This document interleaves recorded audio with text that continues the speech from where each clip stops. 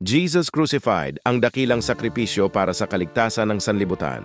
Alam mo ba na ang pinakamahalagang pangyayari sa kasaysayan ay hindi isang digmaan, hindi isang pagtuklas, kundi ang pagkakapako sa krus ng isang taong walang kasalanan, isang taong nagmahal ng lubos, nagbigay ng lahat at nagbuwis ng buhay para sa iyo.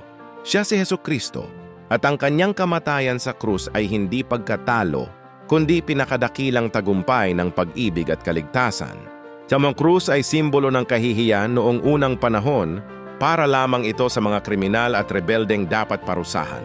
Ngunit nang si Jesus ay ipinako roon, ang krus ay naging simbolo ng pag-asa, kapatawaran at walang hanggang buhay. Sabi sa Isaiah 53:5, "Ngunit siya ay nasugatan dahil sa ating mga pagsuway, siya ay binugbog dahil sa ating mga kasamaan. Ang parusang nagdulot ng ating kapayapaan ay nasa kanya, at sa pamamagitan ng kanyang mga sugat ay tayo ay gumaling." Ang kamatayan ni Jesus ay hindi aksidente. Ito ay bahagi ng plano ng Diyos. Mula pa sa simula, isang sakripisyong kailangan upang tubusin tayo sa kasalanan. Tinanggap ni Jesus ang mga pako sa kanyang kamay at paa, ang koronang tinik sa kanyang ulo, at ang pangungutya ng mundo. Hindi dahil nararapat siya rito, kundi dahil mahal kanya. Sa Juan 19:30, sinabi ni Jesus sa huling sandali, "Naganap na." Ibig sabihin, bayad na ang lahat. Wala ka nang kailangang idagdag. Ang utang ng kasalanan ay nabayaran na. Ang pinto ng langit ay muling nabuksan para sa mga nananalig sa Kanya. Ang pag-ibig ng Diyos ay hindi lamang salita. Ito ay pinatunayan sa krus. Walang kasalanang hindi mapapatawad kung lalapit tayo kay Jesus. Ang tunay na kalayaan ay hindi sa mundo kundi sa kaligtasan na siya lamang ang makapagbibigay. Lumapit sa Diyos araw-araw sa panalangin at pagsisisi. Patawarin din ang iba tulad ng pagpapatawad niya sa atin. Ibahagi ang mabuting balita ng krus sa mga taong hindi pa nakakakilala sa Kanya.